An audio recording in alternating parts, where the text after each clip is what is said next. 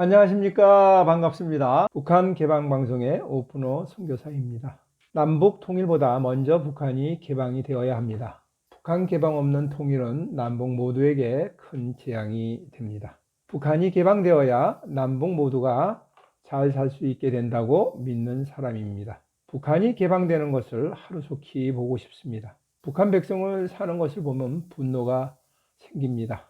한국에 와서 보니 코로나19로 과도한 대응을 하여 모든 상공인이 어렵게 사는 것을 보면 또한 분노가 올라옵니다. 코로나가 확산된 지 지금 1년 3개월이 지나서 대한민국의 총 확진 환자는 9만 6천 명 정도 됩니다. 10만 명이 안 되는 사람이죠.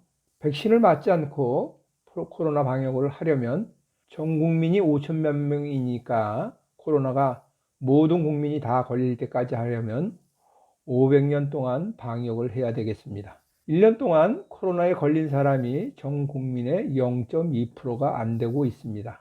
젓가락을 사용하는 중국, 일본, 대만, 베트남 모두가 같습니다. 이것은 대한민국만이 방역을 잘해서 이렇게 적은 숫자가 나온 것이 아닙니다. 세계에서 코로나가 제일 심한 미국도 지난 1년 동안 총 확진 환자는 인구의 1% 정도뿐이 안 되는 병이 코로나입니다. 한국에 1년 동안 독감으로 걸려서 죽은 사람이 3,000명이라는데 코로나로 죽은 사람은 1,000명 정도뿐이 안 됩니다. 독감보다도 못한 전염병인데 가족도 4명 이상 모이지 못하게 하는 방역을 보면 정말 너무한다는 생각이 들어갑니다.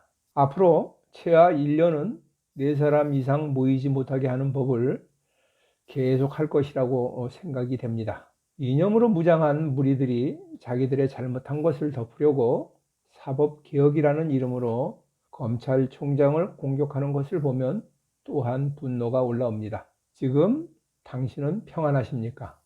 이렇게 물어보는 것이 잘못되신 것인지도 모르겠습니다.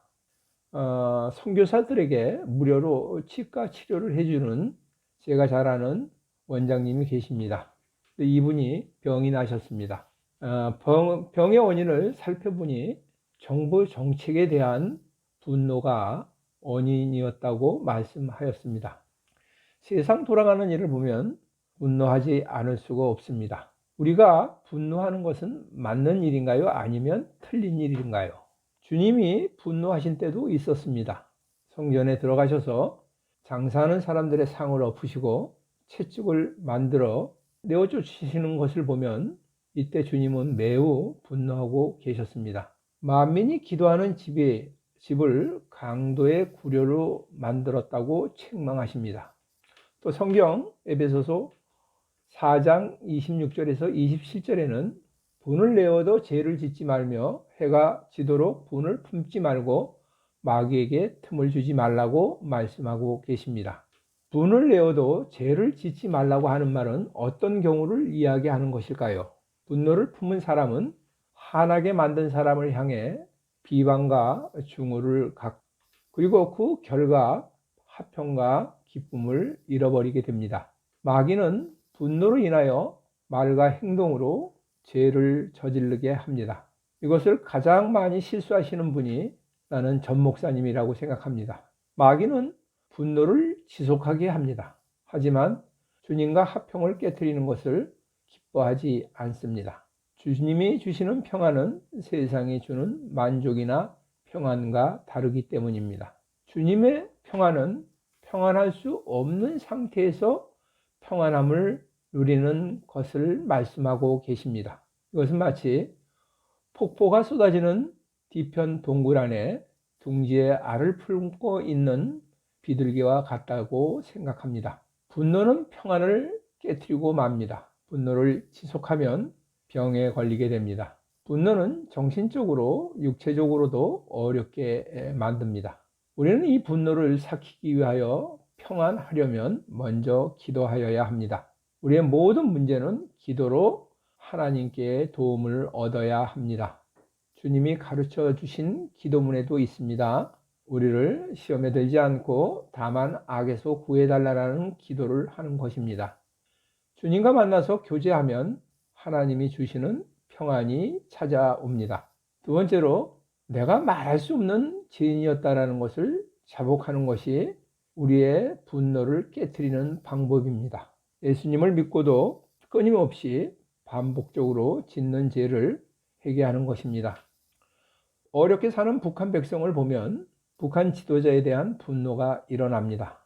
북한이 이렇게 어렵게 된 것은 3대 독재 세습 국가로 만들었기 때문입니다. 이것은 권력의 욕심으로 국가를 운영하고 있습니다. 이들의 목표는 체제를 유지하는 데 그 목적이 있습니다. 북한 백성은 어릴 때부터 세뇌를 하여 국가 지도자를 우상화하고 있습니다. 이 일을 맡아서 하는 것이 공산당 선전선동부가 하는 일입니다. 그러므로 공산당 선전선동부는 가장 중요한 부서입니다. 지금도 우리들 마음속에 주인이 예수님이 아니고 다른 것이 차지하고 있다면 이것은 모두 우상 숭배입니다. 또 북한은 태어나면서부터 거짓말을 하지 않으면 살아남을 수 없는 나라가 북한입니다. 부모는 아이들에게 제일 먼저 가르치는 것이 거짓말입니다. 북한에서 자력갱생을 하라고 하는 것은 도둑질을 하라는 것과 같은 말입니다. 북한을 위하여 기도하다 보면 북한의 죄가 보이고 나의 죄도 함께 보입니다. 남한에 사는 우리 모두가 동일한 죄를 저지르는 사람인 것 같습니다. 기도 때마다 이렇게 고백할 수 있는 사람은 복이 있는 사람입니다. 사람이 스스로 죄인이라고 인정하는 사람은 다른 사람을 비판할 수 없습니다. 죄인이 죄인을 어찌 비판할 수 있겠습니까? 북한을 위하여 기도하다 보면 북한 지도부가 하는 죄를 나도 동일하게 하고 있는 것을 발견합니다. 이렇게 죄를 회개하면 분노가 가라앉습니다. 회개하면 평안이 찾아옵니다. 하늘의 평안은 하나님과 예수님과 성령님이 평화로 하나가 될 때 이루어진 평안입니다. 예수님과 하나님이 하나인 것 같이 우리도 예수님과 하나가 될 때 주어지는 평안입니다. 그러나 죄가 들어오면 깨어지고 맙니다. 이 평안은 내 마음에 차지하고 있는 모든 우상을 버리고 예수님으로 가득할 때 주어지는 평안입니다. 하나님의 일을 한다고 하는 분들을 보면 이분들이 분을 많이 내고 계시는 것을 봅니다. 내가 지금 하나님의 일을 한다고 하면서 나의 일을 하고 있지는 않는지 생각해 보시기를 원합니다. 내 마음에 가득 차고 있는 나의 일을 내려놓으시기를 바랍니다. 내려놓으면 주님의 평화가 가득합니다. 북한의 일로, 정부가 하는 일로, 주변 사람과 전쟁으로 분노가 일어날 때 이 모든 것을 기도로 극복하도록 합시다. 분노가 일어날 때마다 북한을 위하여 기도함으로 시험에 들지 않도록 합시다. 2021년 하나님의 지혜로 북한이 개방될 수 있도록 기도합니다. 지금까지 경청하여 주셔서 감사드립니다. 방송을 듣고 느끼신 것을 댓글로 남겨주시면 감사하겠습니다. 처음 보시는 분은 구독 버튼을 눌러주시면 계속 이어서 보실 수가 있습니다. 저는 북한이 개방될 때까지 계속 유튜브 방송을 진행하도록 하겠습니다. 지나간 방송을 보시려면 화면 밑에 있는 북한 개방 방송이라는 마크를 눌러주시면 지나간 모든 것들이 드러납니다. 다음에 다시 만날 때까지 안녕히 계십시오. 감사합니다. 안녕히 계십시오.